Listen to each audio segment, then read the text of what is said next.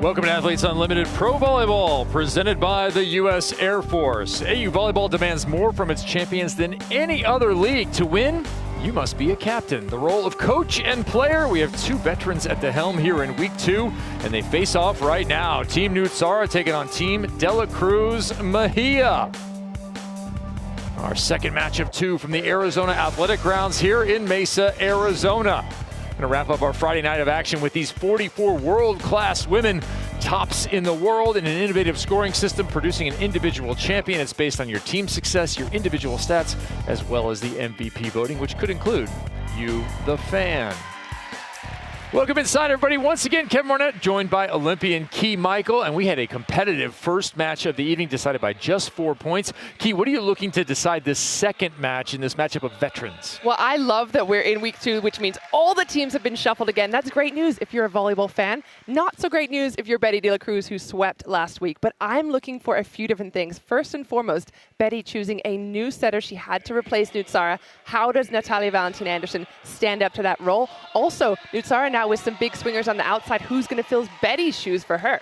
Yeah, so many questions going to be answered in this match, but let's focus on the captains a little bit and their personal play. But Betty De La Cruz was an absolute monster last week. She always is. She is the definition of power, has every single weapon in her arsenal, and she had every compliment in her purple team last week.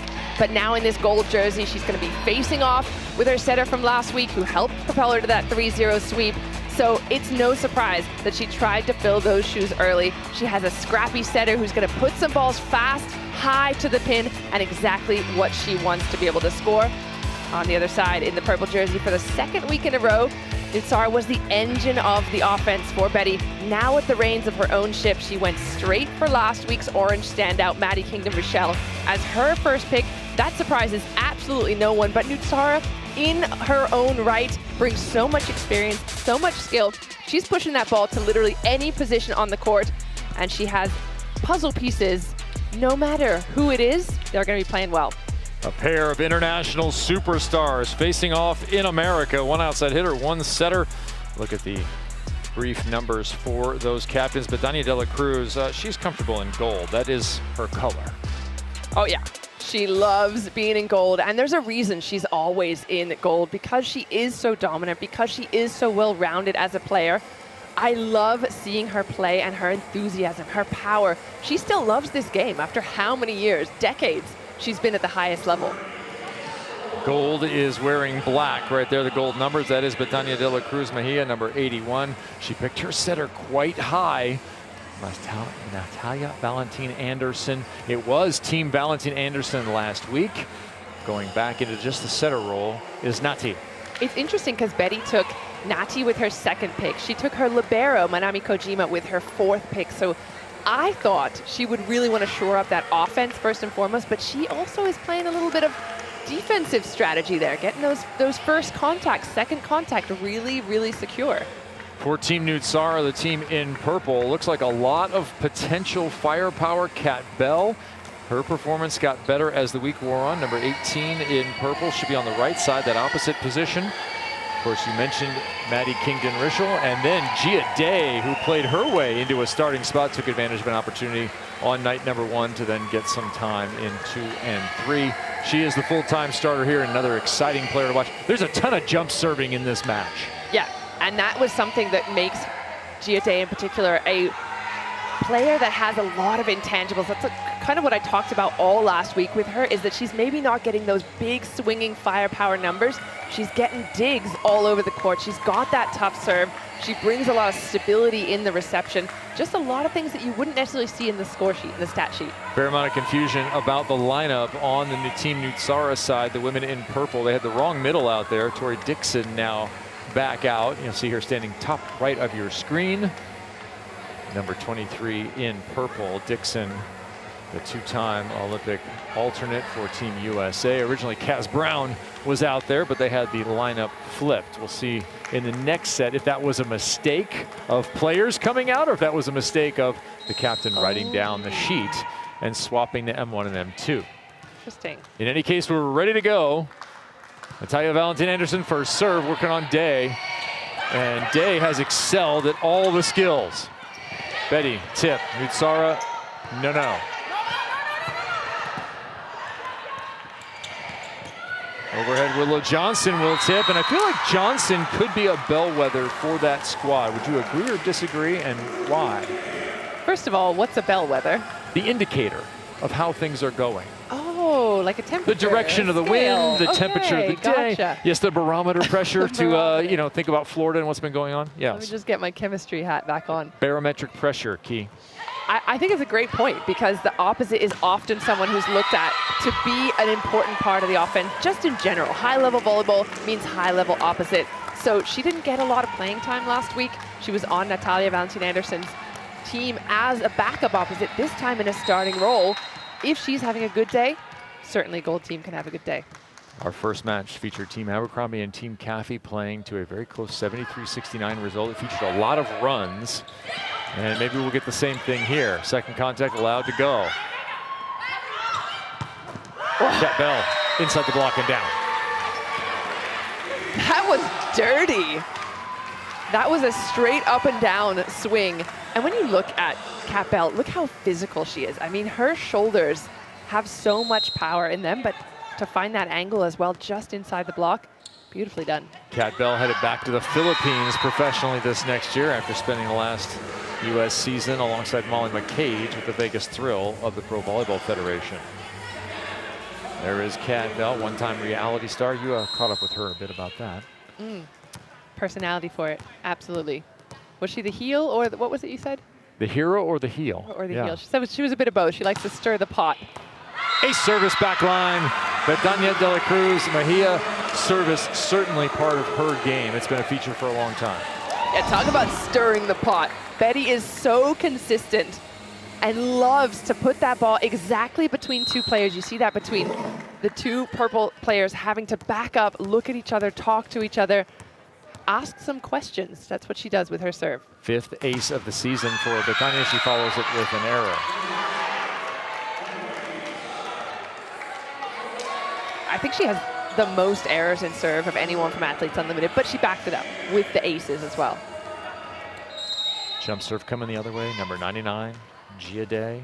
She was a revelation last week in her aggressive play, started for Maryland and then Baylor. Betty passing a little bit of her own medicine there, and going high is Hanline.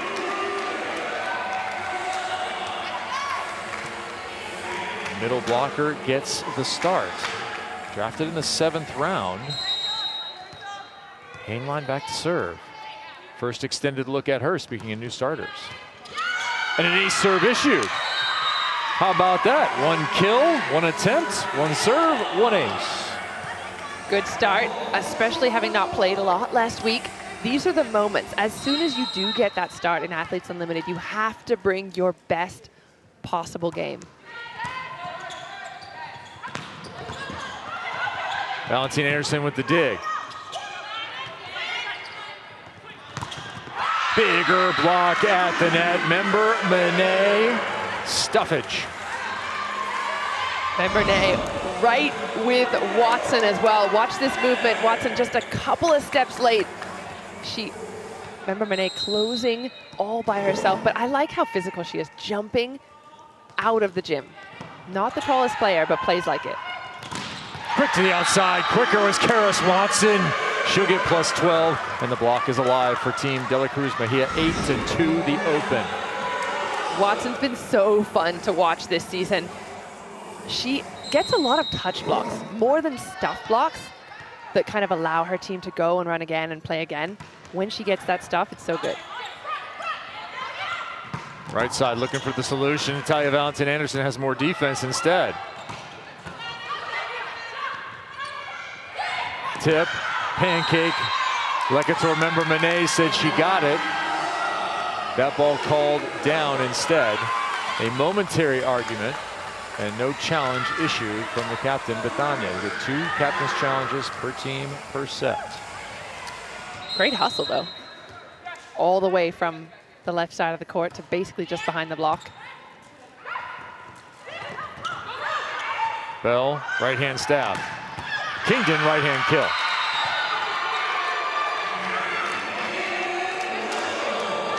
Maddie Kingdon, one of the top scorers of the last week. Finally getting a little offensive action here on the purple side. She'll be relied on heavily. Remember, Monet flying in. Termination by the 2-2. So remember, Monet is one of the returners from Betty's squad last week. And my question coming into this match was, would those players, the couple of players that do remain on Betty's squad, were they the key ingredients to that success? And the way I'm looking at Member Monet right now, she's answering my question with a yes. That was the #1 draft pick for Betania de la Cruz, was Member Monet, and there's the #1 on the other side, number 19, Maddie Kingdon-Rischel, who is headed to play for the Houston Love Volleyball Club. She said, look, I've never been to Houston. It's going to be an all-new experience.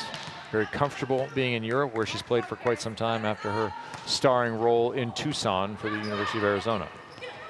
Betty, back row, one-on-one. That's advantage Betania. The other thing Betty does really well is open up different areas of the court. She's coming from the backcourt. She'll be on the outside. You'll get a little bit on the right side. She likes a nice, high, aggressive ball. Give her enough space to take a big grip on it. We have our first captain's challenge. Nutsara Tomcom indicating that she wants to challenge the fact that Betty was over out of the back row.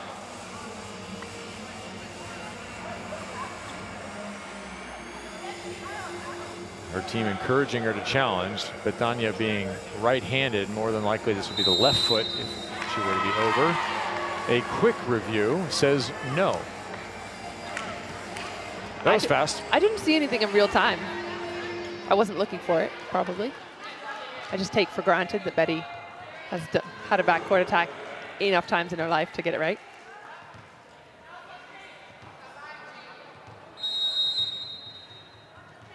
Lecator member Monet, part of the build there at Pitt. She was outstanding in the NCAA tournament a few seasons ago. That serve not going over the net, but that's another ingredient. That's another piece of her puzzle that Betty loves, that aggressive first contact at the end line. I wonder where teams were going to go in terms of serving against this Betania de la Cruz Mejia squad. Transition opportunity. Kingdon-Rischel dug.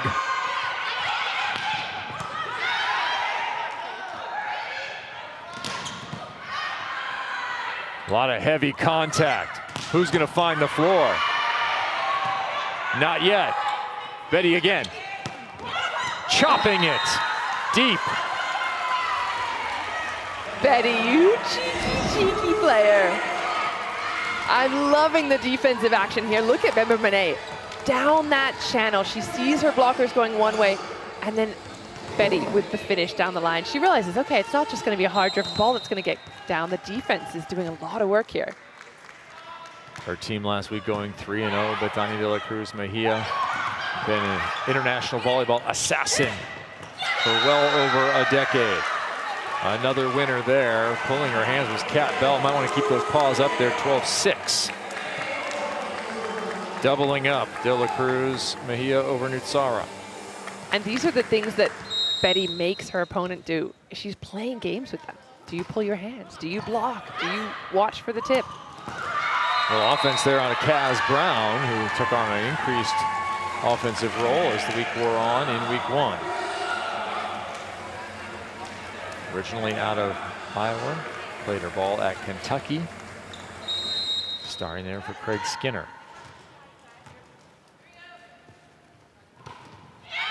Deep corner, just a little too deep.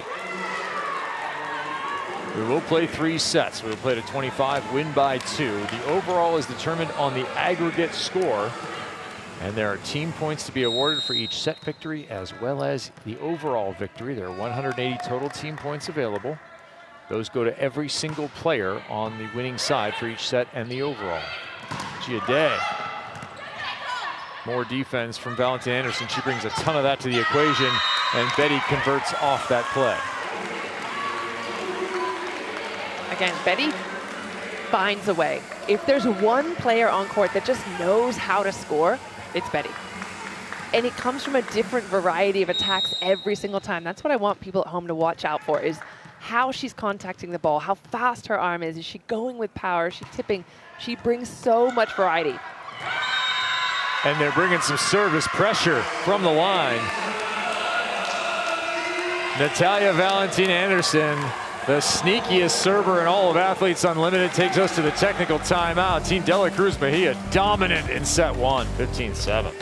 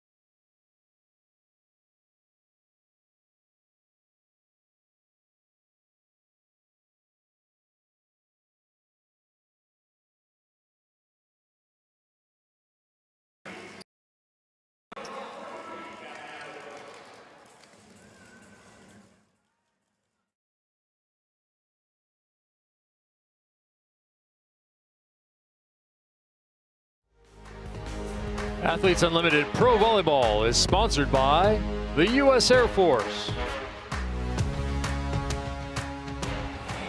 Athletes Unlimited University visiting Professor Key Michael is going to be with us here in a moment. Team De La Cruz Mejia up 15-7 over Team Newt Sara.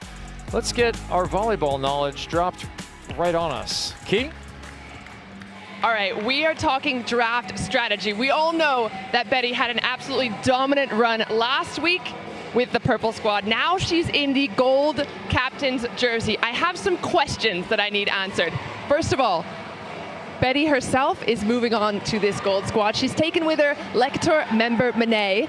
She's also brought over Kayla Hanneline in that middle spot. She also has Manami Kojima. However, every other player on here is a brand new player to Betty's team. So my question, are these two in combination enough, that core part of the team, is it going to be enough to have the kind of success that we saw last week? I don't know, only time will tell. Early indications are yes at 15-7. Betty's piece is already paying off. She loves her setter. She really enjoys playing with Natalia Valentin Anderson, who not only brings setting skill, but already a ton of digs and service pressure from the line. Here she comes off an ace. Dishes it down the line again on Day, who's off balance for the second time. And that serve may have come a little bit early.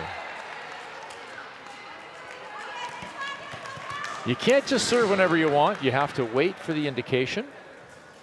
The referee has to allow service. Now we're good. Let's try this again. Almost as equally tough a serve. Kat Bell chisels the block. Oh, welcome back, Professor. Yeah, I'm just running around, just doing double duties around here. But I had a lot of questions that I brought to you on the board over there. And for the fans at home, I'm just curious to see if this team, Betty's team, has the similar firepower that we saw last week. I think they were so strong last week. Everyone saw how impressive that team was. There are only 4 returners. Can they fill those shoes? The new players, can they fill the shoes from last week? One thing they have is they have the same 3 passers they had last week. So they're spending some time together, and I wonder where teams are going to go. Is it going to be targeting Betty, which didn't work last week, or you try to get to Member Monet? Member Monet, back row. A lot of steam on that one from the 2-2. You will not find a more powerful hitter in the pro game. The other thing is, remember Benet last week, remember she had Brittany Abercrombie on that opposite spot, so she was taking a lot of that pressure off. Those three hitters together between Betty, Lecter, and Abercrombie were absolutely dominant. Willow, if she's having a good day, can certainly fill that role. Well, how much open court does Willow end up with via Betty and Lecter? We'll see right now. Maybe enough. Betty with the dig. This time, Benet. Roll shot is good. Heat him up, cool him down.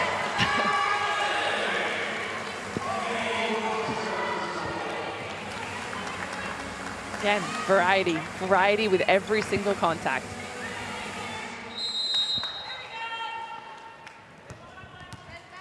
It's a snack pack, variety pack. Got Lunchable. Ruffles in there. Your favorite Cheetos, Key.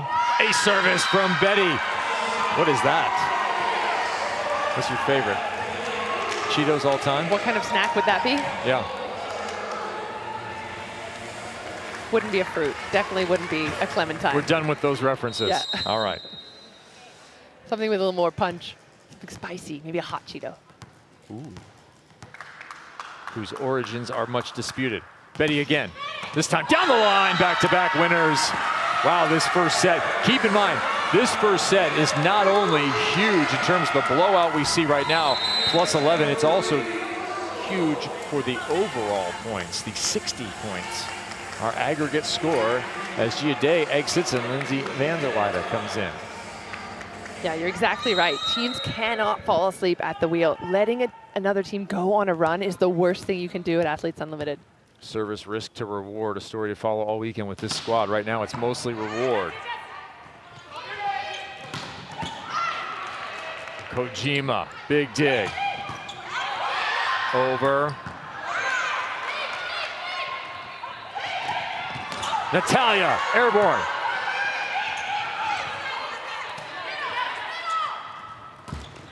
Working hard, getting up, and getting the reward is Michael Jordan. Check that, Tori Dixon. First of all, we're going to pay attention to this dig here, and that's one of the reasons that Nati was drafted so high for Betty. A second pick she was, because Betty wants those kind of players that are making those moves. Lecter sees this serve, and the set. Termination, deep corner. I think this is the 1-2 combination that other teams are going to be looking at that needs to break up. The Betty and Lecter member Benet. For me, that is what's so strong on this team. That's going to become tough, though, because you're going to want to take number 19, currently in purple, Maddie Kingdon-Rischel, if she continues her level of play. And what about the other number ones, Danny Drews? That ball looks to be long, no touch called, or a Nunaviller. How offensive, defensive do you go with the pick? What do you value? What do you want? Yeah, and that's the question, right? Is every player good in their own right, or are they good next to somebody else? Are they good in relation to someone else on the court? That's why you need to tune in on Tuesdays with our own Savannah Collins, and I'll be there as well, joining for the draft. Ball stuffed right back on top of Genesis Collazo, and then thrown out of bounds. So a number of changes here. Childress on and plays with Musara.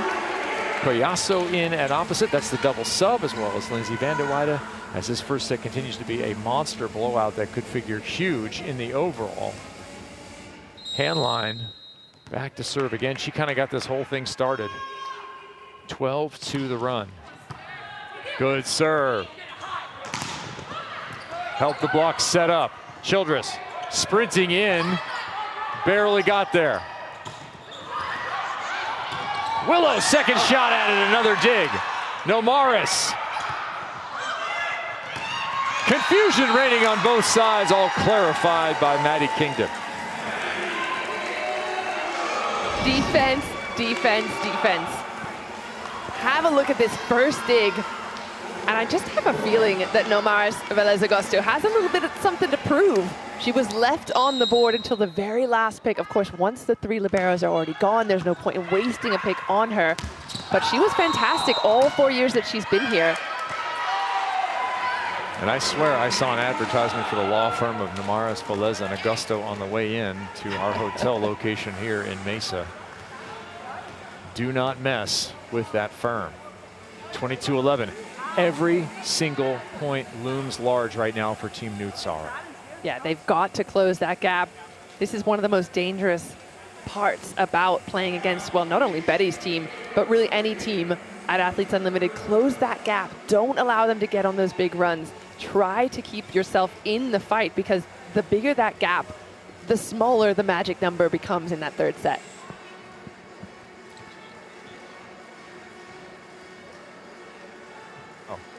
Team De La Cruz Mejia issuing a challenge there, looking for a touch.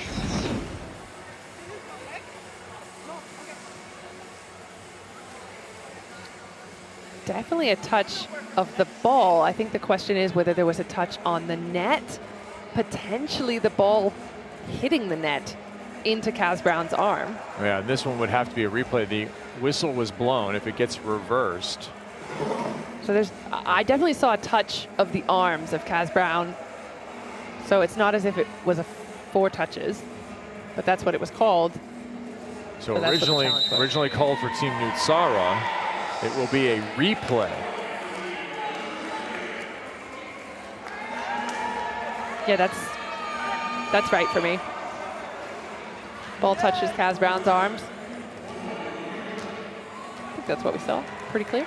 Yeah, that's one of those touches that gets caught nowadays. It used to be a complete judgment call. Dixon serving. Overhead, no connection there. A lot of crowded space. Ball's tight. Collazo trying to go high hands, high flat. Kojima, Johnson, good night. I'm going to highlight Watson there in that play. I know we talk a lot about stuff blocks and the points you're going to get at the net. Watson's one of those players that's getting touches. So the defense is able to work around her. It's not good night on the first contact, but it is let your team work around. She's got the most touch blocks or block assists in all of the match, all of Athletes Unlimited. All right, official score here in the building got everything unwound, so it is 23 right now. Check at 23-11 in the overall following that kill from Kingdon. So you'll hear us refer to her as Kingdon Rischel.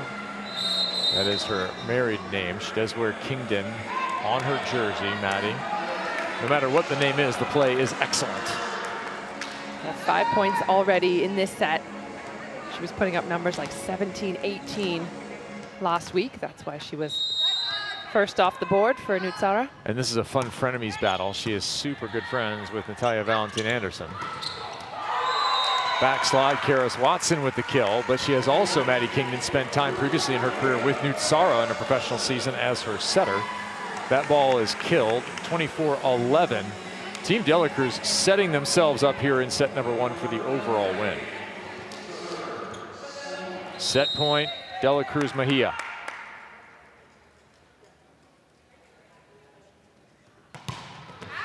Long, remember Monet has not gotten started yet from the service line.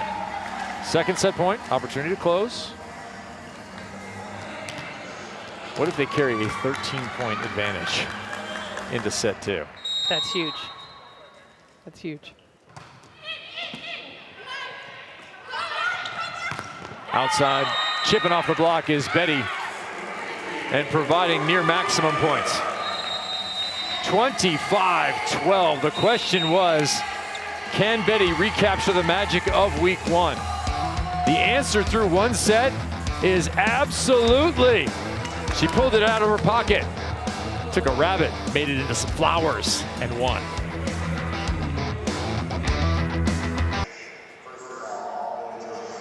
Back in Arizona, 25-12. Team Betania De La Cruz Mejia dominant in set number 1.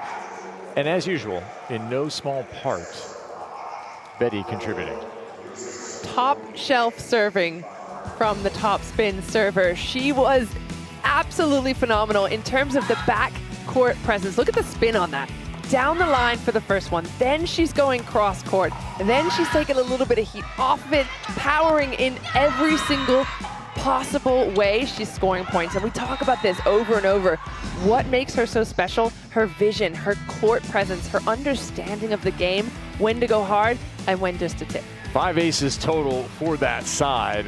That is a way to come out the gate. Yeah, and you look at those numbers, aces to blocks. Those are kind of on a string together. So tough serving means your blockers are going to have an easier time moving across the net and finding ways to stop the other side. All right, Betania de la Cruz Mejia going to try and keep her team motivated here in the second set. They could really stretch out the lead because right now it is 13 points in the overall. Wow, what a way to open a weekend if they can play like that and pull a sweep out of their hat in match number 1. They would set themselves up to stay on top of the overall lead. Last week it was a whole bunch of players from the purple squad and Betania de la Cruz. Team Abercrombie came out on the floor for their first match, first time ever. Captainship for Abercrombie. She takes home MVP 1 honors and the overall victory. Captain looks good on her. I gotta say, I think she did a fantastic job in the draft. Then she backs it up with her own numbers. 17 points. She was finding the connection with Sydney Hill, who she drafted as her setter. There was a lot to work on, but they kind of slowly got better and better as the match progressed, and that's what you want to see from a team that's just joined. Yeah, Morgan Hens picks up MVP 2 honors, and then Temi Thomas Alara came in, played exceptionally well, picked up MVP 3. Nice debut for Temi. Ooh, I like that. Choosing a sub who's come in and made an impact as one of your MVP players. All right, that was a look inside match number 1 MVPs brought to you by the U.S. Air Force. Betty's team in the first set, the women in black with gold numbers, 27 attacks, 13 kills, no errors. So not only those 5 aces, those 3 blocks, they gave nothing back. Yeah, Betty doesn't make errors. I mean, she is such an experienced player. She was the champion in season 2. She took a couple of weeks off with her national team in season 3, but potentially could have been the champion of that one too. I think she's gunning for that spot once again. So Key Michael, instead of being a British superstar, you are now a Thai superstar and you are a setter. Okay. You have a massive fan base. 1 million followers. Yep. You have all these things, right? I'll get out the YouTube and social media magnet for you. What did you just tell your team after that first set situation? It's interesting because Nutsara is a player of very few words. She's so positive all the time. I don't know that she would have had too much negative to say to her team. She would have just gone in there, tried to inspire them with a little bit of motivation. Probably wants a little more out of the serve, I would say. Okay. Specifically. All right, here we go. Let's see what they can get. Oh, very aggressive. Lekator member Monet takes that one. Will they get a swing? They will not. That's dangerous. Oh, Nati with the stuff. Straight dunking it. I love when Nati gets one of those all-out plays because as such a scrappy player, as one of the smaller, undersized players, she loves to prove herself at the net. I think she gets more enjoyment out of a block or a joust like that than any other part of the game. And she's had a number of blocks already in week 1. Cat Bell, Doug. Redirect. Natalia Valentina Anderson to Betty, no approach. She tips with a downward angle, just out of bounds, and then raises her hand, my fault. Changes on the other side for Team Nutsara. They stick with Lindsay van der Weide, who gets to start here in set number 2. Another one of my X factors coming into the weekend. Lindsay van der Weide, potentially a huge impact on any match she's in. That ball inside the block. Kingdon with another kill. Yeah, you mentioned it. Van der Weide have to take some pressure off Maddie Kingdon. We know what she can do. We know that she's going to be a focus of the block on the gold side. It's whether or not Lindsay van der Weide can provide a little bit of balance. Betty, good pass, right side attack. She'll throw it in and cannot be covered by Kojima. I saw Betty earlier today. She had on a Japan jersey of some kind. Yeah, so you're celebrating your libero?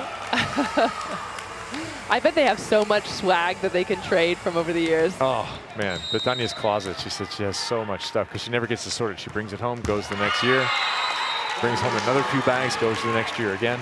Yeah, and we forget that they were both in the Olympics just a couple of weeks ago.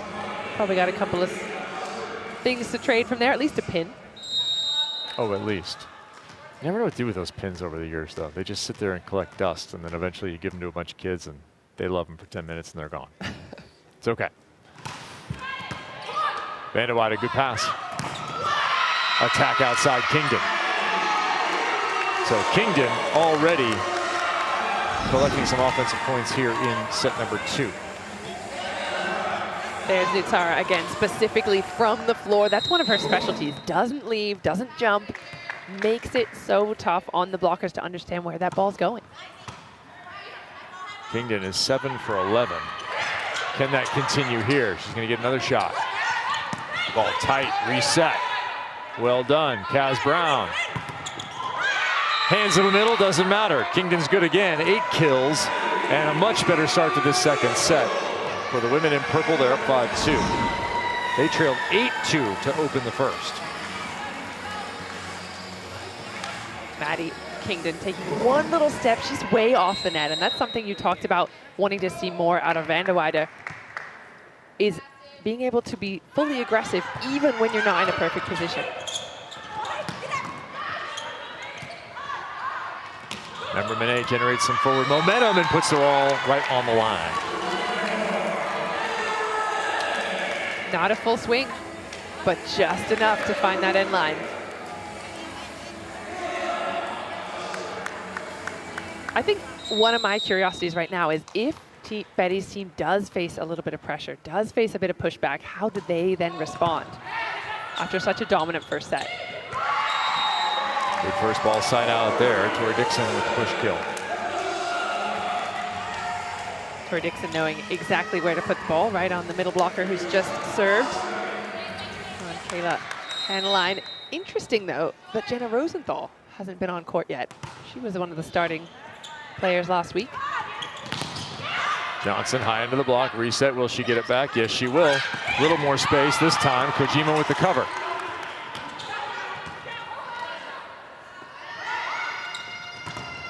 Kat Bell blocked but out of bounds. Point for the women in purple. I think Kat Bell's someone who bounces back really, really well. We saw this a little bit last week. She had some up and down games, but it doesn't look like her confidence falters at all. Even the last set, taking half the set on the bench, still comes out full aggression. Is that a function of how much volleyball she has seen, being a professional for as long as she has been? Now 31. I think so, but I think it's also a personality trait. Okay. I think she's the kind of player that just has a lot of self-confidence, knows her worth on and off the court, and plays like it. So she's not going to be faltered, or not going to be, that's not a word. She's not going to be. It is now. She's not going to be thrown off by things not going her way every single time. 3-time All-American who started her international career in South Korea and played in China, Puerto Rico, Turkey, the Philippines. She's won that league a couple of times. She'll be headed back there where she's a valued asset. And Sarah Tomcom can't come up with that one. It was high off the block, but into no man's land. Member Monet, again, finding ways to score. I love this combination. Betty, Member Monet, that has to be broken up in weeks to come. Key Michael going to be spending some picks defensively in week 3 when her captainship begins. Good touch there. Valentin Anderson with the control. Gets herself back up. Monet, high hands. Nope, too much high, no hands. 9-4, so hey, why not? You're down 13, why don't you just cut right into that lead? 29-21, now within 8 is Team Nutsara. They are the aggressors here. Watson trying to gooseneck it to the corner, also goes long, back-to-back misses, 10-4. Will we see a timeout?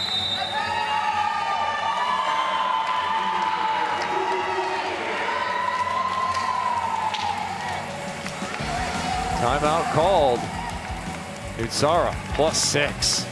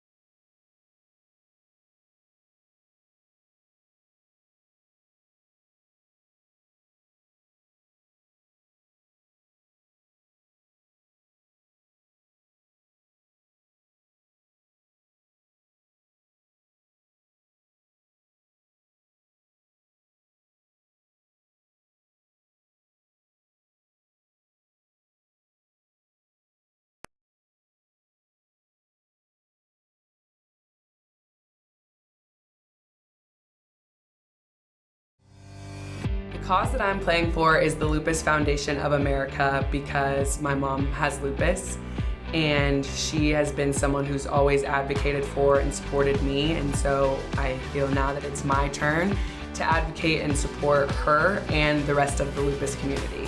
And so just to be able to shine light on that cause is huge, and I think, you know, Athletes Unlimited has allowed me to create a relationship with that community that I'm extremely grateful for. The Athlete Causes program, powered by Give Lively, allows athletes to play in part for the benefit of the nonprofit organization of their choice. At the end of the season, the nonprofit partner will receive a grant matching 100% of the athlete's end of season bonus. To learn more about the Athlete Causes program, visit auprosports.com/athlete-causes. So much more than just volleyball, this league and these women. I think that's one of the draws as well. Some players saying they come here specifically for that, being able to play for something they believe in, have that be a part of their game, and give back not only to the sport that's given them so much, but something outside of the sport as well. All right, 10-4 here in our second set. I'm Kevin Barnett. She is Olympian Key Michael. Hello. And you are the volleyball fan, in case you didn't know. Thanks for joining us here on night number 1 of what will be 3 evenings of action, back Sunday and Monday with these teams. We saw earlier Team Abercrombie and Team Caffey face off. Abercrombie with the overall victory, but Caffey took 2 sets. So a good split in the team points there. Here, getting the touch is Karis Watson. It was a dominant first set, 25-12 from Team Dela Cruz Mejia, but they trail by 5, although there's plenty of time. If you're wearing a black jersey, you don't feel panicked yet. I don't know.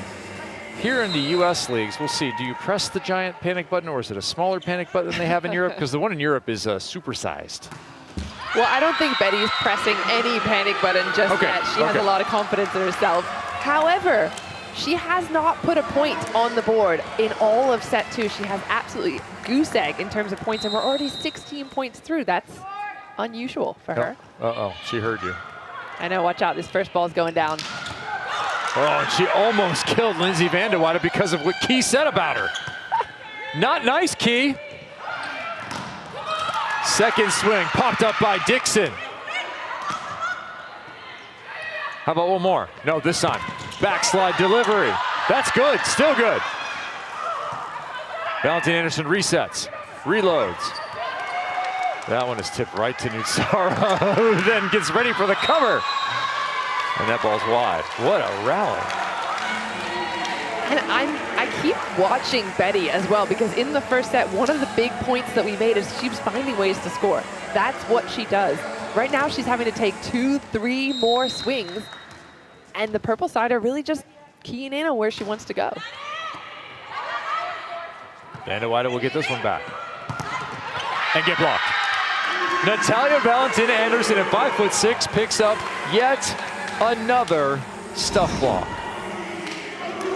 Again, these are the bits that make her so valuable.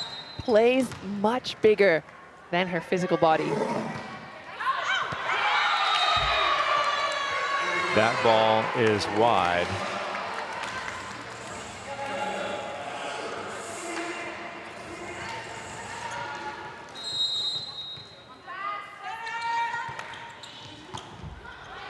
Bad pass.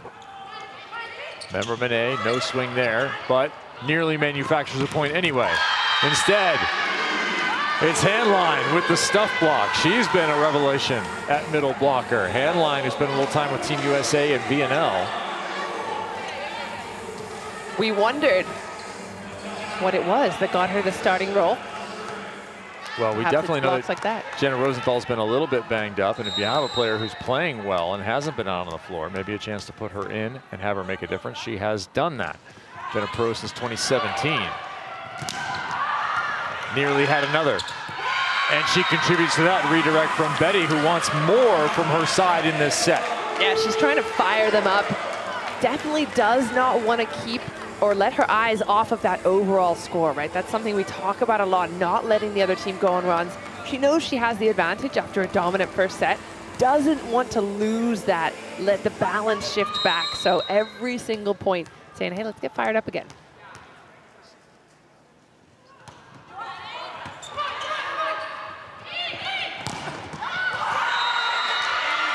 High battle being done at the net, well above the cable there, won by Lindsay van der Weide.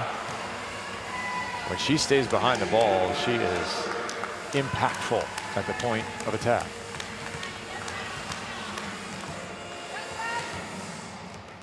6'3", 4-year starter at Oregon.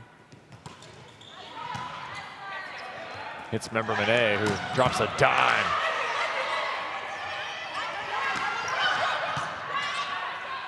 Kojima bump set. Betty, right side, wrapping around it. Dug by her old friend, the libero, Nomaris. Oh, and an even sharper angle that time from Willow. Wins the day and the point. I think Willow's going to have a pretty good day at the office if Betty is not firing. And we typically just consider that Betty's always going to be getting her points. If she's not, Willow and let's remember Monet have to have a much better day at the office. Another good serve from Betty. Kaz Brown, stop for the moment. Remember Monet, that one was too far. Oh. Willow quickly in transition, looking for the floor or a touch. She gets neither. Point for the purple side. How about these intangibles, though? Again, like to remember Monet making use of that slide across the floor.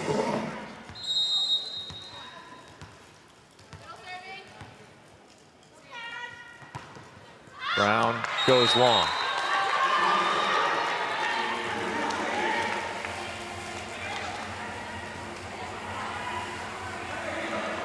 Hand line back to serve. Her serve looks really tough. Jump, float, driving it. Yeah, she's looking for that back end line. Little pipe action. Natalia Valentin Anderson with another dig. Willow, tough swing. Preloaded to that right side. Inside the block, but out of bounds goes Maddie Kingdon-Rischel.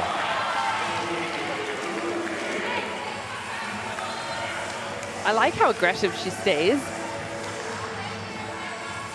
But right now, the gold side, looking like they're shifting the balance back. Bad pass, not an ace, but a good opportunity. Outside, remember Monet punches it. You called it, Kevin. The tough serving from Betty's team is what she's all about. She wants strong servers that are going to make it tough. Almost an ace. Then it comes back as a free ball overhead for Betty. Just way too many options in the black jerseys. Line misses that one. So I wondered on the other side for Team Nutsara who was going to be the balance for Maddie Kingdon. We will see. But service has been a story you're going to follow this weekend for Team De La Cruz Mejia. Yeah, coming into this match, she drafted 3 players that actually had the most service errors of all of the Athletes Unlimited players. However, take the most risk. And that's kind of a strategy she puts on this team. So she has 6 errors already in this match, but her team is serving tough. These 3 players have a lot of strength from the line. However, they're giving up a lot of risk. And this is something we talk about a lot, risk reward of the serve. Betty's kind of defining her team as one that takes a lot of risk. Well, and remember how that plays in this league for each individual. It's plus 12 for a service ace, but you're not necessarily getting a ton of aces as that ball finds the back line from Karis Watson for plus 8 to her individual score. But it's minus 8 for every service error. So that category, it might be a winner in traditional volleyball scoring in terms of 1 ace for 2 errors, but it's going to turn into a loss for you personally. Yeah, I'd like to see an overpass be worth something. And that's what's interesting is that players have to be kind of selfless in this league, is that you know that the more risk you're taking in your serve, it's not that you're more likely to get an ace, you're definitely more likely to get an error. So the tougher you serve, the worse it is for you really as a player. All right, Kingdon-Rischel to the back row. We'll see how effective she can be, or if someone else can pick up some slack. Remember, Monet fills the back corner. So keep an eye on the offense here for the women in purple, who continue to lead by 2, although they trail in the overall by 11. as they will face the service of Lekator member Monet, who has yet to kind of get going from the line. She goes jump float. Backs off the jumper. Oh, what a dig. Kojima. Betty trying to chisel. Doesn't find any of the parts she was looking for. Here's why this libero was taken so high in the 4th pick for Betty, because of those diving saves that she's getting, just making it look so easy in the backcourt. And passing perfectly. Oh, Betty gets blocked just over member Monet. Betty just cannot figure it out this set. It's almost a complete opposite of what we saw in the first set, where Betty was dominant. Everything she was touching was pretty much turning to a point. She had 8 total points. Right now, she's still sitting at 1, and we're almost to the business end of this set.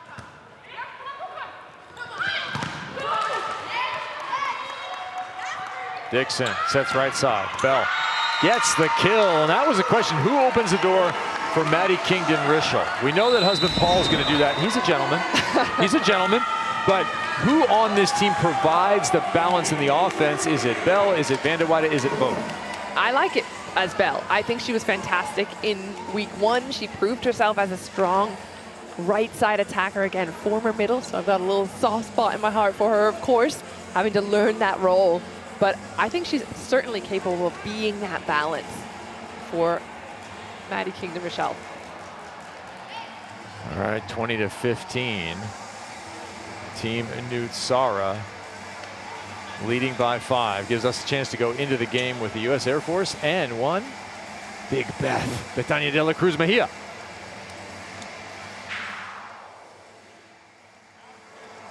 Got it.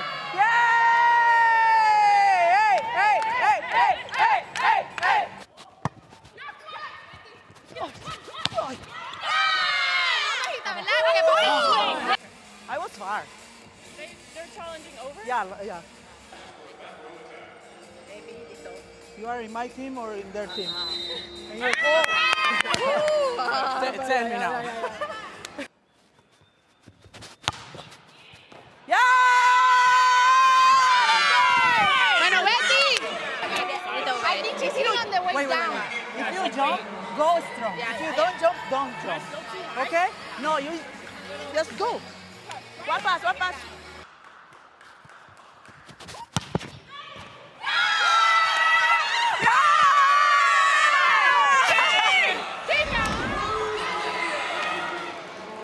I think one of the hardest things to do is be funny in a second language, and Betty is hilarious.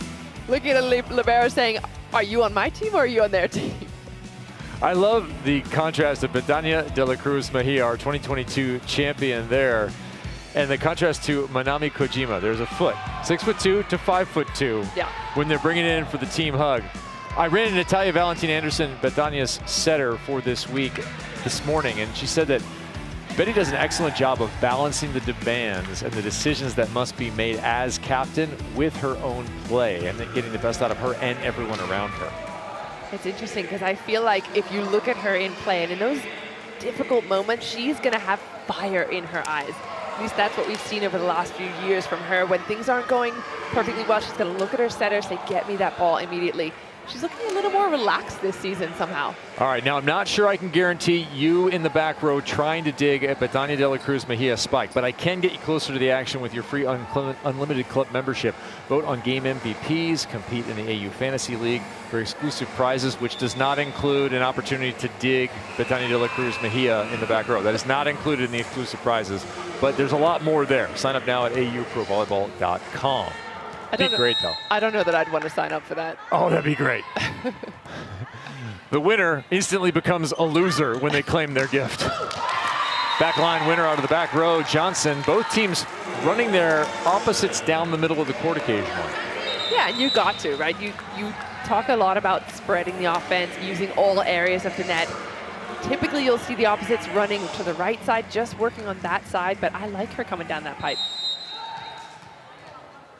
Gabby Blossom in to serve, backup setter. She'll play left back. And that ball is long. The dominant net force is 5'6" Natalia Valentina. She has 4 stuffs on the year, 1 in this, and now she's just forcing errors. Playing big. And how do you like 2 setters on the court right now? We'll see in transition. Outside, Vanderweyde dug by like it's remember Manet. What's the call here? The call will be a back row setter. It has to be either back row setter or an over violation. Nutsara goes in to argue. Betty immediately walks over, waving the finger. Dikembe Mutombo, RIP. What's hilarious is they're such good friends, right? Playing together last week, in the seasons past as well. I mean, this is what's so lovely about this league, for lack of a better word, is that even as competitive as these players are, they're going to have a smile for each other at the end of the day. Hey, look who's coming close here in the second set within 2. The women in goal. Blossom with the dig, but it's just a little too far. Kaz Brown over the top of a charging Natalia. Gabby Blossom brought in, as we talked about, those errors creeping up on the serving side for the gold team. Set 2 of what will be 3. We always play 3. You win on aggregate in that total score. Current lead for Team De La Cruz Mejia is 10 points, even though they trail by 3 here in our second set. 40 set points for every set victory, 60 for the overall, 180 team points. Massive in the leaderboard. That is an individual leaderboard as that ball is missed too high over the now in Alicia Childress. Formerly Alicia Glass, an Olympian herself for Team USA. Medalist with the American side. Bronze medal in 2016. Former Penn State star will match up again against Bethania. And Betty will just softly touch it over the top. Starting to simplify it now. Betty has 5 errors in the attack so far, and that's not a common number for her. Possibly getting in her own head, I don't know. Well, that was soft like a baby's bottom right over the top of the block. Can we say bottom on air? Sure. Okay. Tushy, you could probably use that one too. Rump. Yes, Key. Back row. Inside, dig up. Valentina Anderson. Betty gets the payoff. Difficulty 9.9, the modifier there. Maybe she likes the harder situations. Great dig by Nati in the backcourt. Again, those intangibles of her as a setter. And then with 2 blockers in her face, Betty finds a way.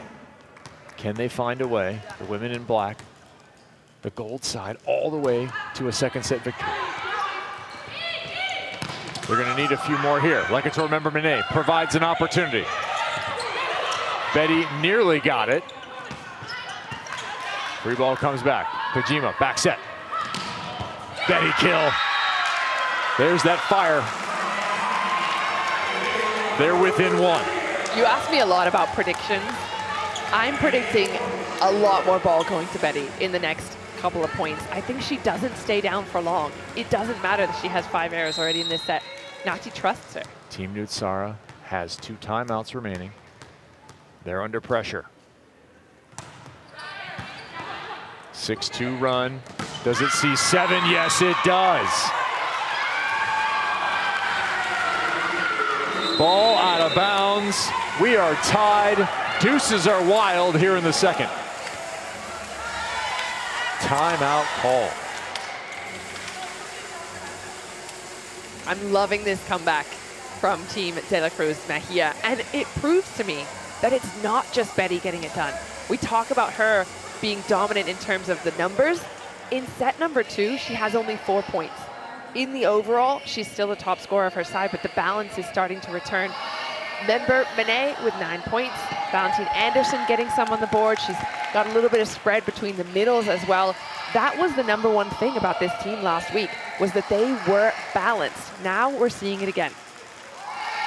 That balance leading to a comeback. And look at the way Betty is engaged in the timeouts. The captain's role is not only that of being a star player in most cases, but also providing the entire schedule for the week. When you're going to practice, what are you going to do, how are you going to behave, and all the guidance in those timeouts. And if you have a favorite star player, you can rep that volleyball athlete. The AU Pro Shop has player t-shirt options available for the entire 2024 roster. So you pick. Youth or adult size shirts are available right now. Check out our online store at shop.auprosports.com if you're unable to join us here in Mesa, Arizona, or come in and try on the gear in person. Please make plans to come here and be a part of our show Sunday and Monday this week, and we'll be back for 3 more weeks after that. Total of 5 from here at the Arizona Athletic Grounds.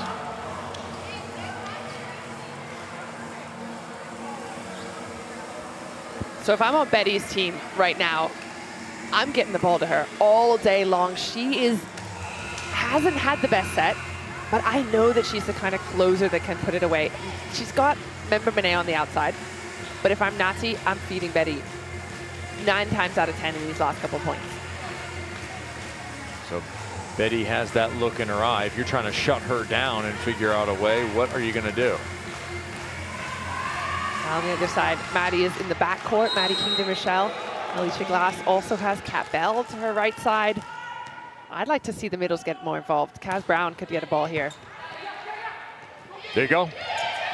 And it's good. Oh, Key Michael. I mean, No Strakias. I like to predict the middle all day long, but it helps, you know, when approved right. Kaz Brown, though, she hadn't been getting a whole lot of action, and I like Alicia Childress just feeling that movement as she's going behind her. Monet passes the ball off. They go to Betty, and she gets the kill. So everything you wanted to see right now, your dreams are coming true. Key, right before your very eyes. Kaz, give me some Betty. Let's see if I can go 3 for 3 here. All right, who's purple feeding? I think Betty's going to target Van de Weider, and the ball's going to Maddie Kingdom Rochelle. 23 apiece. Race to 2, win by 2.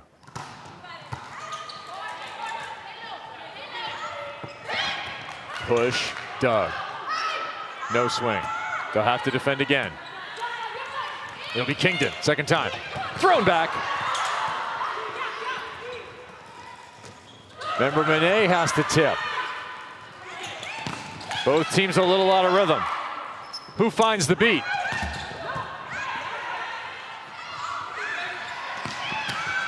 Natalia, side gator. Member Monet goes long. Was there a net or a touch or anything? Immediate challenge indications, and Betty obliges. Well, it seems like a million years ago now, but I think my first prediction was correct again. Ball goes out to Maddie. I thought it was going to be served on Van de Weider. It wasn't, so we'll just So you're something like 4 for 5? Sure. It's a good batting average, Key. I'll take it. It's good. That'll get you in the majors. I like those numbers. So I don't know that you're going to get a touch here, or maybe you would. As the left hand of Kaz Brown. Ball's certainly out. I don't think so from that. Oh, maybe. Well, Key, try again. The left hand.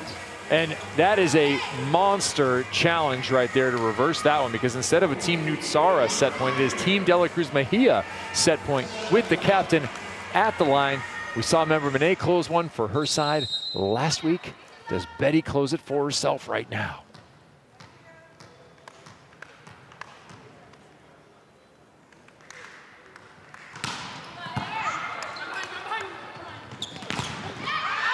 No.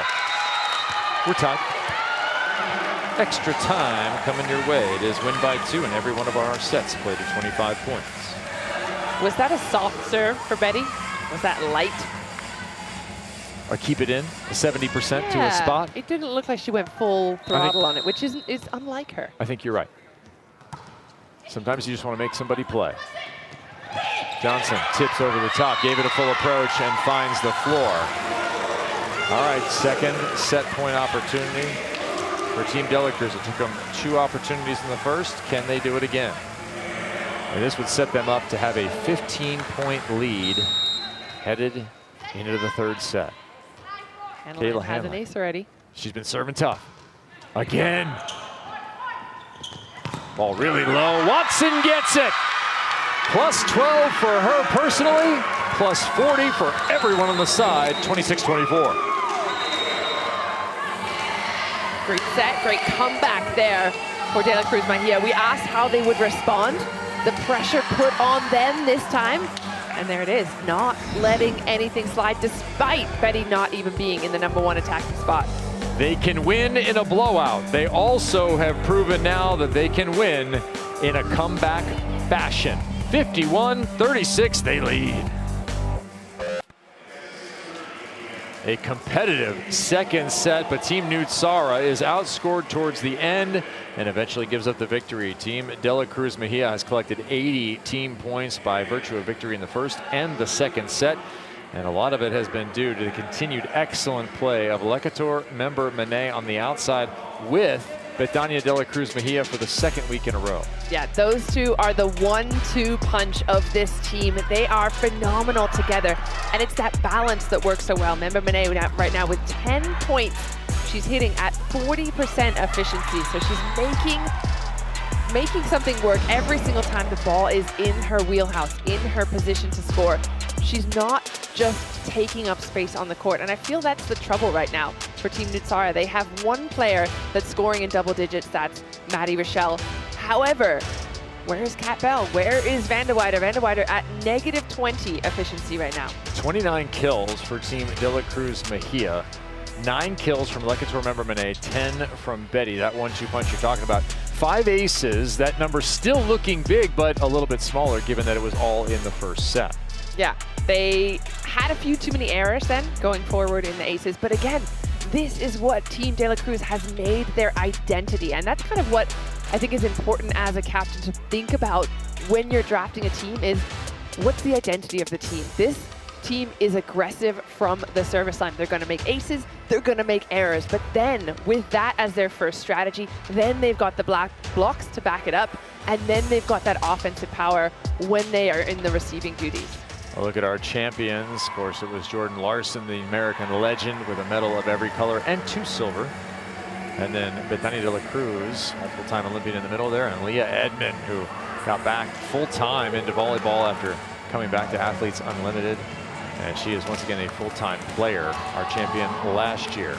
You come and experience these athletes in person. You need to do so here in Mesa, Arizona. Tomorrow is Girl Dad Night featuring a cowbell giveaway. Can't wait to hear all that noise.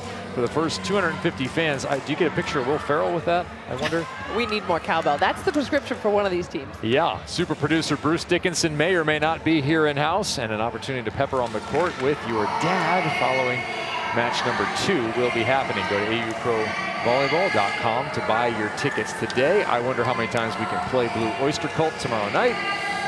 Don't fear the Reaper. That would be Sunday night, actually. I'm gonna have to wait. I can play it as many times as I want tomorrow night for myself. It will be Sunday night and Monday night coming up. Kevin Barnett alongside Olympian Key Michael as we look at Team Nutsara, Team De La Cruz Mejia for the third set. Boy, Team De La Cruz Mejia is on pace to start the weekend with a monster, a sweep. Yeah, and I think if they start this second set the way they started the first, it's gonna be over in a blink of an eye because they were phenomenal in the first. Through the block and down, Maddie Kingdon starts Team Nutsara with a 1-0 advantage. That's the one thorn in the side right now of Betty's side. They have to figure out a way to slow her down. She's like a rose, though. Every time somebody grabs her, there's thorns poking them. She has forever been the bane of every opponent's existence, Maddie Kingdon.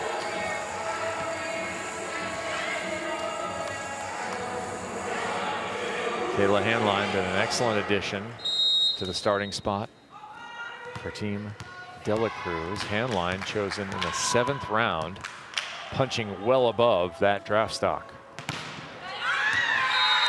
Betty misses. So still taking that risk at service. That looked like she took a bit off of it as well. That didn't look like a typical Betty swing. Curious if she's a bit nervous now after all the errors in the second set. Ice cream cone doesn't go down for Willow Johnson. Remember, Manet runs out looking for the ball. Instead, it's Johnson back with it. Better approach. Top shelf swing. All right, Team De La Cruz Mejia on the verge of possibly a sweep in team points for Jenna Rosenthal, who joins us now. Jenna, we're used to seeing you out there starting. You're in a little bit different role tonight. How did that change your prep? How does it change your mindset? What's going on for you right now? Hey, it doesn't really change a thing, right? We still prep for the game the exact same way. We warm up the exact same way. We stay warm out here, but I just get to go crazy and cheer on Karis and Kayla, and that's honestly that's so exciting as well. Jenna, I love talking about pets. You know it's my favorite thing. And I know you have a cat named Macaroni. What's he up to these days? He's just chilling. He's probably very angry that Mom hasn't fed him dinner yet. It's getting a little late out here. So sorry, kitty. I'm coming back as quick as we can. Is he in market with you? He is in market. So good to know, because I'm going to be coming for a vlog. Definitely. Okay, a lot of pets come to market with players. What's different about bringing your pet with you? What are the challenges? I can see the comforts, but what are the challenges of said thing? This is the first time me and Kitty flew on an airplane. So he no. was a little nervous, but he sat in my lap in his little carrier. And he was just fine. So I'm glad I brought him along. What have you seen so far from your side that you like, other than the scoreboard? Honestly, yes, the scoreboard is fantastic, but I have just been so consistently impressed with the defense in the backcourt. Obviously, even though I'm not out there blocking, I know how amazing it is knowing you've got players like Manami, Lek, Betty, and Natalia behind you. It's amazing. Sometimes you feel like you miss a block, and you're like, oh, shucks. But you know they've got your back, and that's absolutely fantastic. Well, we know Betty knows how to put together a team. What do you think is one of those pieces that we can't see just watching volleyball? What's going on in the training that makes you think, wow, this team is really something special? I think Betty does a really good job of picking players who excel at what they do and also really know how to use their talents to complement others, right? Natalia can gives everyone a ball that really plays to their strengths, as well as, like I said, the defense working seamlessly around each other together. They're all great defenders individually, but when they come together to play defense, it's something greater than the sum of the parts. Jenna Rosenthal with a little bit of Midwestern nice with that aw shucks there. You're representing Fond du Lac, Wisconsin well. Thanks, Jenna. No problem. Thanks, guys.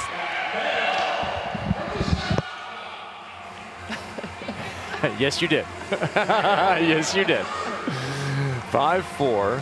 Advantage for Team De La Cruz Mejia here in set 3. One of the special things about Athletes Unlimited Volleyball and Athletes Unlimited across all their sports, the opportunity to get to know the athletes in a little bit different way. And tell you what, a lot of people are getting to know the volleyball prowess of Lekator Member Monet. I feel like a lot of people didn't know. She's been underexposed her entire career. Yeah, she went in the 3rd round in the first draft, and she was maybe someone that people just didn't know, weren't sure how she would play. Now she went in the 1st round for Betty De La Cruz, and I think she's going to be going there pretty much solidly throughout the next 3 weeks. Tip picked up. Valentina Anderson. Her defense has been exceptional. Witness again, second contact there. Johnson with the D out of the back row. Touch. Looking for the turn. Not yet. Van de Weyde reading the book of De La Cruz Mejia.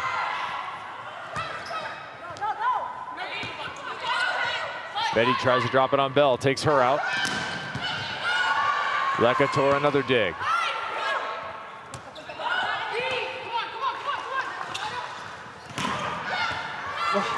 Almost impossible to get a kill. Test of cardiovascular fitness continues. Watson mercifully puts an end to that one. Oxygen all around. Man, oh man, it's tough to get a kill around these parts, but I'm looking at those free balls that get sent, those tips, and you called it, getting Kat Bell out of that play on one of them. That's what you want to do. If you're a young player thinking, hey, I can't find a way to score, take one player out of the offense. Force the ball to go somewhere else. Keeping an eye on that magic number. Remember, we get to the 3rd set, there's always a magic number for the team that's in the lead in the overall, unless it's very close. It is 11 points. That kill there from Kat Bell. Team De La Cruz Mejia needs just 11 points on the board to take the overall victory. And that happens because there are no longer enough points available for the trailing team to overcome the deficit that they are at. It was 51-36 coming in. It is now 58-41. Team De La Cruz Mejia extending. Set over. And a double call now Doubles are going to be called much tighter on a ball that goes over the net than a ball that stays on your own side. I have to see it again if I'm going to give my professional opinion, but Nati has a few words, some choice words. I thought it might have been a call that's something to do with she was back court or something, but she's front court. Got a little bit of spin on it. Yeah, that's a subjective call. Kaz Brown, nice dig.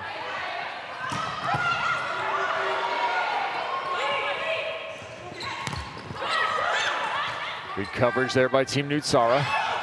The roll shot, Karis Watson 2 touches in a row, and another joust, won by Dixon.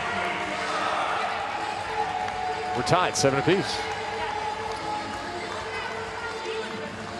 I think I'm confusing my beach volleyball and my indoor volleyball. The first contact counts as a touch. Indoor volleyball. So Karis, I don't know why she's trying to play. Beach volleyball. It doesn't count. First blocking contact does not count. Exactly. So Karis shouldn't have been going for that second contact no matter what. No, you can touch, you can block and then play it.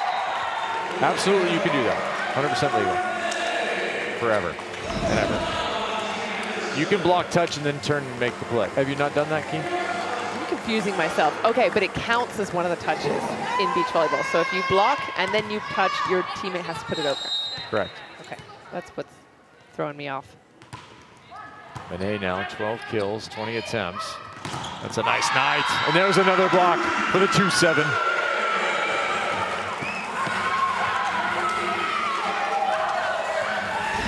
It's just a wall. You can't get by a wall. Nati has so much fun with the block. Look at her celebrating afterwards. She is one of the most fun players to watch. Ooh. Almost gets it again. Ball just out of bounds. Now you notice how much looser the ball is called when it stays on your own side. That contact from Nutsara. The doubles are starting to go out of the game as a general rule. Much looser rules surrounding that skill, and I think for the better. I like that as a middle as well. I've been called way too many times on my hand. You've actually been whistled before you even touched the ball as a middle. Exactly. Yeah. When a middle even raises their hands to set, the play's immediately blown dead in years past. Yes. 9-9, a little bit of a run here for Team Nutsara. She's at the line. Kaz Brown back to the front row. Good front row right now for Team Nutsara. Could be a scoring opportunity. They trail by 15. They're going to need all of them here, trying to keep Bethany De La Cruz below 11. So they need just one more. Team De La Cruz is at a match point because of their victories in the first and second sets. Looking for plus 60 right now, the women in black and gold. Nati already with points from the service line in this one. A little too short there. Second chance to close. The overall win will come right now. I still like her going for that shot. I like the idea of Nati saying, hey, let me take out this right side. Let me pop the ball right there, create some confusion amongst those attackers. A lot to play for here still for Team Nutsara. Those 40 team points. Hand line terminates that ball and the match. So plus 60 from number 26 to everyone on her side. That's very generous of her. She's been a pleasant surprise as well. Didn't see a whole lot of her in the last few matches. Now 6 points for her squad. Betty back at the line. Will she lean into it a little bit? She does, into that deep corner. That ball passed into the crowd, saved by Nomaris. Misconnection in the middle. Chance. Team Nutsara inside the block. Kat Bell. French fries in the third. You're making me hungry, Kevin. It's not dinner time yet. I'm with you. We have work to do here in this third set. Do not leave. 40 team points. Scrapping for every point will be both teams. There will be no European tennis played right now. Now they just give up. I don't. You don't. I don't watch a lot of tennis. Yeah. Don't. Okay. Well, I don't think Kaz Brown's going to be giving up anytime soon. She's been impressive in that blocking role. Willow, left hand, kill. get the touch there off Van der Weide. Willa is somebody we talked a lot about coming into this match. How does she fill those shoes of Brittany Abercrombie? 6 points so far, not nearly the kind of numbers we're seeing out of the now captain Abercrombie on the orange team. From not far away, Paradise Valley. Here in Arizona, Willow Johnson as Campbell gets that kill.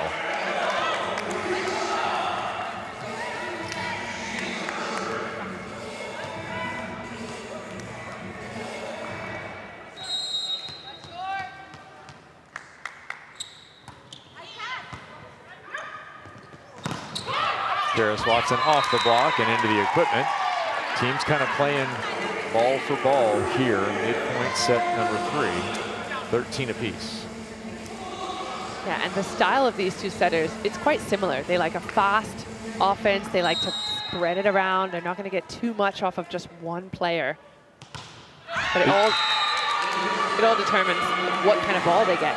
Does the setter get the ball on her head? Can she run any offense she wants? Does she have to move, take some steps off the net? What do you think gives one team a chance to run away here in the third? If you had to pick one phase of the game that becomes a difference maker. You can't say serving because the teams are both just exchanging misses. They do seem to be just error for error. I'd like to see either or both teams start to use their middle a little more. And again, that has to do with that first contact being in the right place.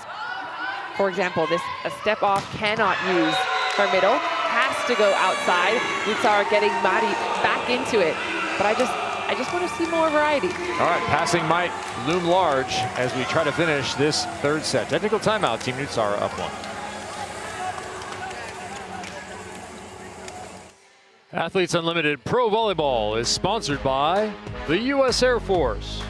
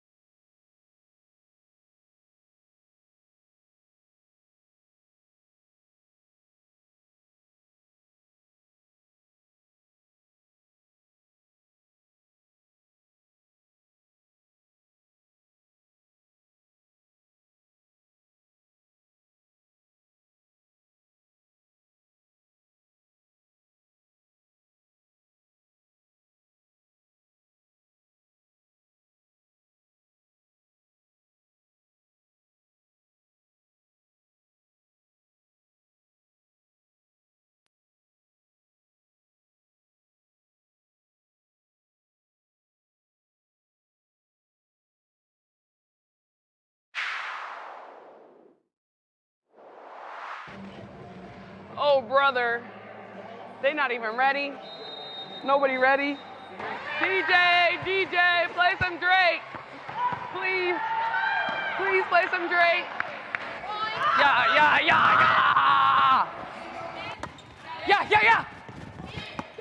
Down. Let's go. Come on, straight up. Come on. Let's go. Out. No. Yay. I still don't know what we're saying. Say it. Helado. I took French in high school, so. Hey! Close enough. Bilingual squad there. Helado. They talk about ice cream. You've inspired the team chat. Ice cream cone tip. Yeah. All right, 15-14. Team Nutsara trying to gain some inspiration here from Kaz Brown, as well as their captain, Nutsara Tom Com. for a victory in the third set. Those 40 team points still out there to be won, as Kaz Brown's been contributing with 3 kills. And as Keith pointed out moments ago, not enough opportunities for the middles. They're going to need some passing for that. Hitting 380, reasonable number for number 11. The overall already gone. Team De La Cruz Mejia plus 60 there. Largely by virtue of that first set performance, they won 25-12 in that set, set themselves up so well for the overall victory. They won 26-24 in rally fashion in the second. Another service error. Teams have been trading those. Okay, that's the 7th service error for Team Nutsara. 10 service errors on Team De La Cruz Mejia. So at a certain point, you gotta force the other team to play. Gotta keep the ball in if you want to play some volleyball. Or like the men's game, they could just serve a bunch of errors to end this right now. They could just trade them. I'm sure the fans would not appreciate that. No. Tip is good. Dixon with the kill. And that's something we talk a lot about as well, that risk reward. So when your team starts to make errors in the serve, then you're going to see some softer, easier serves start to come into play. That's when it just gets easier for someone like Nutsara to use all of her offensive weapons to run her middle like we've been asking, because then the pass is just better. Betty overpass. Got the opportunity back a little wide. Delivery there from Valentin Anderson. Better chance here. She leaves it for Manet. One-on-one win for Tori Dixon. Tori Dixon, one-time player at Minnesota, been pro since 2013.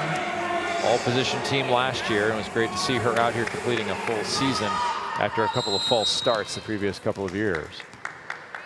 Yeah, she's had some bad luck with injuries. Betty, good pass.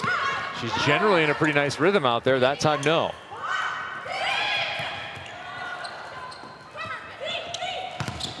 Second time, Kat Bell covered by Kojima. Oh, and that one goes just through hand line. Kat Bell doing a lot of work on that play. 18-15. Team Nutsara. Yeah, Kat Bell stepping up into that position on that opposite spot. Maddie Kingdom Rochelle doing most of the work with 14 points, but they are in the opposite. Kat Bell, we asked a lot of her, and we've seen her up and down, but now at 11 points, balancing the purple side. A little inside the block, Nutsara underneath the ball. Kat Bell almost had it. Do you give it to her again? Yeah. No, you go to Dixon. Even better. 5 kills now for Tori Dixon. Yeah, Dixon, someone who was on the verge of making an Olympic roster, just having to battle through some injuries. And I love that she's still playing. I talked to her recently about it, and you know, as middle to middle, said, "How you feeling out there? How's the body holding up?" She's like, "Yeah, it gets harder and harder every day, but I just love this sport so much."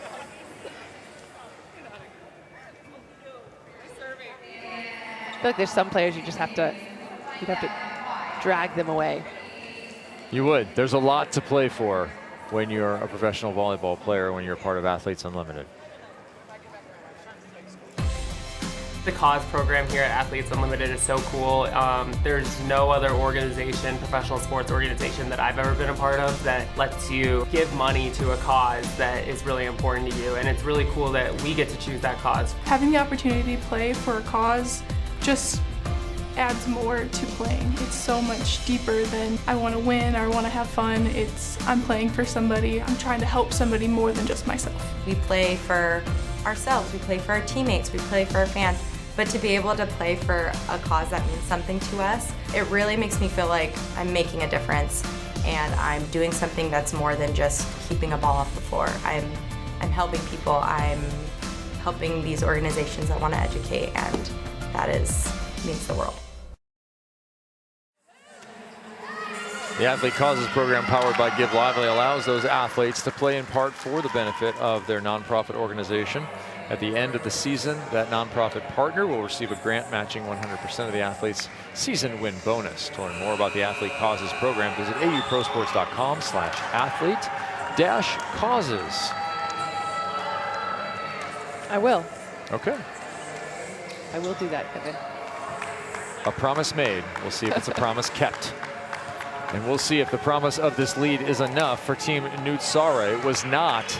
They led 20-16 in the second set, only to lose 26-24. They let that one slip away. They are in a very similar position right now here in the third. I'm Kevin Barnett. She is Key Michael. This is match number 2 of our second weekend of play. Nomaris Velez-Agosto with a rundown. Handline, pass, and terminate. Pass and win, 19-16. Love the hustle out of Nomaris Velez-Agosto. Looks like the ball is down, thinks that she's done, keeps on playing, and the team around her continue to do so as well. That's a great look for a libero. I don't think I'd be sprawling out like that. The passing band's paying dividends there, sliding on the floor. Bell, left hand, that is not the ideal opportunity, and now Team De La Cruz Mejia is back to within 2. Team Nutsara still has the opportunity to take a timeout. They have 2. I wonder what it would take for Nutsara to call a timeout here. I think if one more point goes in Betty's pocket, that's the moment to call it. Valentina Anderson, 1 ace already. Drops that one short. And then makes the dig.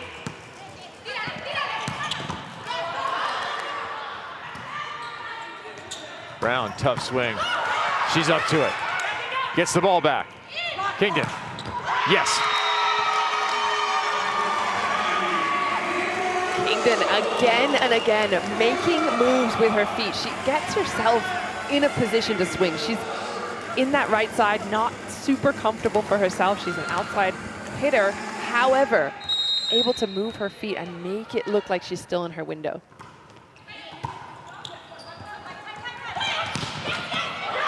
Row 1 right now for Team De La Cruz Mejia. Could be trouble. That ball hit through the block and down. Van de Weyden.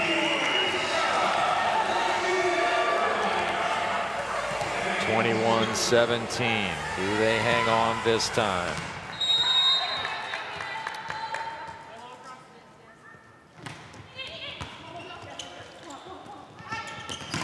Willow through the block and down. Powerful swing. Nutsara's side still working on Betty in the reception, but she's handling it so well. But again, this was a question mark for us. Where do you serve when those 3 passers are along the line on the gold side? There is no weak spot. I would still find myself going for Lecator Member-Manet versus the other 2. Betty goes for it this time, and the result is an ace. So now do you call a timeout immediately if you're Nutsara? Or do you see if Betty can hit 2 in a row? I think you're right. This is a great time for a timeout. She's just put some pace on the ball, back to her ways, and that one in particular with the slice, the cut with her hand, forcing it in that direction. I reckon she's going the other direction now. She has sliced it down the line before. Right to the middle instead. Van de Weyden going high hands. Betty with the dig. Right back to Member-Manet, second time. Bell likes that angle. Block is there this time. Betty out of the middle back. And I'm looking at Tori Dixon's face there. She's kicking herself. The one player in all of Athletes Unlimited you can never forget about is Betty De La Cruz. Does not matter if she's front court, back court, right side, left side. If she's playing middle blocker, she'll probably get the ball. Nutsara never even thought about a timeout. Betty hits another one in. Bell blocks back on herself. Blackjack, blackjack, hope you had insurance. 4-point run, tied. Nutsara now looks back and says, dealer, I'd like to take a break. It's interesting because being a captain slash coach, essentially, I don't think it's in Nutsara's mindset to think about timeouts and think about those different things that coaches usually take on. Timeout called by Nutsara. Very similar story right now. It was 20-16 in that second set. Nutsara with the lead. It was then tied at 22 via a 6-2 run from Team Dela Cruz. I think if you go back a little bit further, it might even been 7-2. And then Team Nutsara in this third set leading 21-17. We are now at 21 apiece. Why have they not been able to hang on to the lead at the end of these sets, Key Michael? I see you with a perplexed look. I'm trying to figure out the same thing, and Okay. I think it's something to do with Betty's team kind of having their own dips. I don't know that it was Nutsara's team necessarily forcing the errors on Betty's side. I think they kind of made their own errors. You saw them serving in the net. You saw them not able to score. I think they're dictating the speed of the game rather than Nutsara's team doing it. All right, 3 match days in each weekend. We play Friday, Sunday, and Monday. Upcoming matches, 7 Eastern, again at 9:30 both days. This will be Sunday and Monday, live here from Arizona. It's going to be Team Nutsara taking on Team Abercrombie. Interesting and intriguing matchup there. Of course, the 2 first-time captains, Caffey and Abercrombie, in action. And it will be Caffey and Dela Cruz. And we'll finish the weekend. Our final match will be Abercrombie taking on Dela Cruz Mejia. And not only matching up in terms of team names and top 2 in the leaderboard ending week 1, but also probably across the net from one another for a substantial portion of that match, left front, right front. Yeah, and I love all these matchups with former teammates that had success. All of these now are captains that were on the same team last week. So especially that last match of the week between 2 teams that have been pretty dominant so far in the first day of play this weekend. I'm looking forward to it. Kayla Hanline, the Big Beth. Can they continue this run? Bethania had an ace. She's kept it in. A little bit of pressure during this run out of the timeout. Does she heat it up or not? Yeah, go for it, Betty. Come on. Give the people what they want. She manages it. Kingdon Rishel gets the kill out of the timeout. Back to the positive. 22-21 goes Team Nutsara. They have lost the overall already, but the 40 set points at stake are huge. 72-58 is our big score, but the little score is the larger of the 2 at the moment. Sounds like a weird math problem. It's not.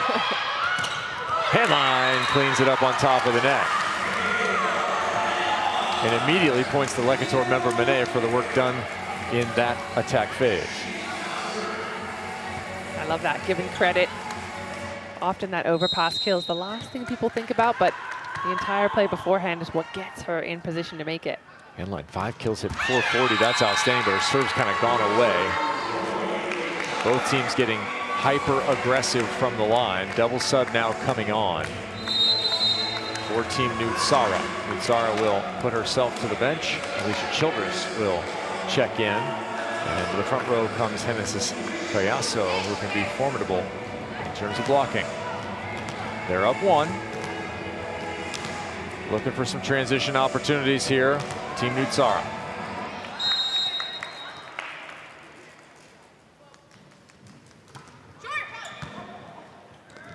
Short serve, member Monet into the block. Very difficult opportunity. Childress read it. Collazo hitting the ice off the shoulder.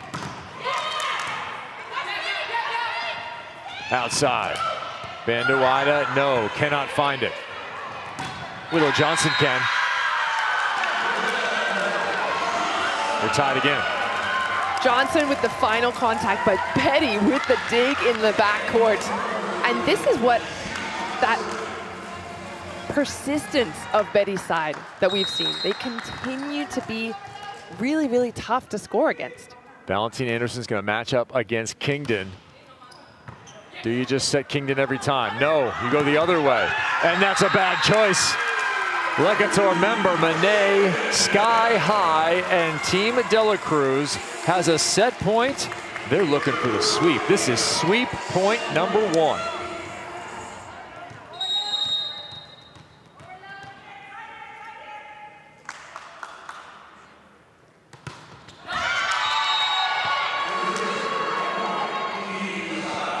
looking at the service error count on Team De La Cruz. That one, I think, counting for 12 errors. They've given up an entire, almost half of a set in just serves that have gone in the net or out of bounds. And a few haven't even been close, including that one. Outside, Monet, just raw power. We're right back to sweep point number 2. Looking for the set to add to their team total 180 points. And I wonder what just got said right there. What did Betania De La Cruz, Mejia, tell Lecator member Monet? Go for it? No, keep it in. Chiseling the block, Kingdon. Again, the risk reward. If you're just keeping the ball in the serve, it's so much easier for the team in the purple jersey to make that point, especially the ball going to Kingdon Rochelle. And to your point, that is the matchup that pays attention to. Team Nutsara getting more aggressive. They put Gia Day back into jump serve here. I would like to see member Monet go for it. I'm with you there, Key. Tough for a cold player to really rip it. And easy for Betty to rip it there. Plenty of swings left in that shoulder here in Arizona. 26-25. Third opportunity to fill out the 180 points. Gabby Blossom's going to come in to serve. They have scored with her at the line already in this match. A little bit of extra defense on, perhaps some setting help. Right to Nomaris. And they feed Kingdon. And may not have served number 40. Yeah, you're exactly right. The libero, Velez Agostu, getting a lot of action on the purple side, but I think Betty's team has just kind of decided, all right, let's take some power off that serve. Let's force them to earn their points, but the ball continues to go back to the same player over and over. Maddie Kingdon Rochelle, the only player, well, along with Kat Bell, those two, majority of the defense coming out of them. 17 kills for Kingdon. Betty overhand pass, she'll get it right back in rhythm. Looking to top it over.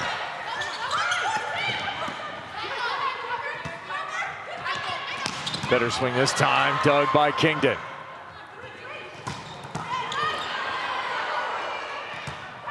Betty, chance to take a rip here, does it. Just a heavyweight fight. Oh. Both sides with their gloves up. And an auspicious way to end, lost in the lights, says Maddie Kingdon. You're gonna have to buy some donuts, Maddie. If you hit the ball underneath the net without touching it, or serve it underneath the net without touching it, you owe donuts.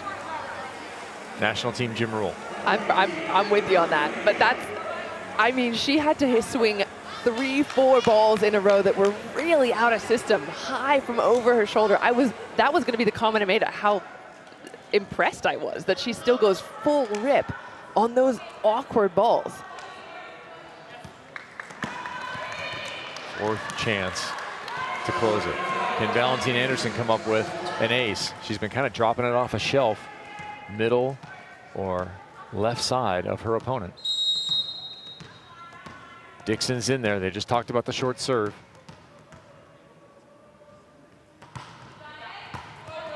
Bad pass. And a winner. That won't go down as an ace, but that is as close as you can come to doing it all by yourself. 28-26. I am continuing to be in awe of the way that Betty puts together a squad. And this is a perfect example. Last week, when undefeated, because she had that power, she kept Member Monet. She brought in Willow Johnson with herself, passing absolute dimes and hearts for her son Fair. A big hug. But she has just been phenomenal in terms of drafting a team that complements her so well. Kingdon, 17 kills in the loss, followed by 10 from Kat Bell. So they may yet find some balance, but they lose in deuce fashion in the second 2 sets after leading late, leading up to 20 by 4 points in both sets, and they let it pass. 13 kills for Lecator member Monet, followed by 12 for Betania De La Cruz. A fine all-around performance. Willow Johnson chips in with 9 as well, hits 270. A lot of power again on the Team Dela Cruz Mejia side, Key Michael. Yeah, 3 players in double-digit points, and that's those pins outside, but also Kayla Hanlon stepping up. Maybe didn't know she was going to be in a starting role. She ends up with 9 points. I have been completely impressed by this entire squad, the way that they work off of each other and allow each other to shine. Remember, Moné's draft stock was rising last week, and she's given no reason to stop people from investing. Yeah, she continues to impress. Strength, power, dynamic hitting, finding ways around the block, also bringing something from the backcourt. She's not a one-dimensional player by any means. In the attack from the serve as well. Didn't have her night, a few too many errors, 3 errors on 8 serves, but still going for it with that pressure from the end line. And to me, that's the definition of this team. They are aggressive in all facets of the game. All right, they're taking risks, but it's paying off. A pretty normal number, 6 aces on 12 errors. You take that ratio in most regular volleyball scoring systems. And what you will take too is a 79-62 win. 79-62, Dela Cruz Mejia over Team Nutsara. Athletes Unlimited Pro Volleyball will continue on Sunday. You need to check out where to watch on our website, auprovolleyball.com. For Key Michael and our entire crew, I'm Kevin Barnett saying thanks for watching. Congratulations to Team Dela Cruz on a 180-point sweep. It's good in darts, and it's great in Athletes Unlimited Volleyball.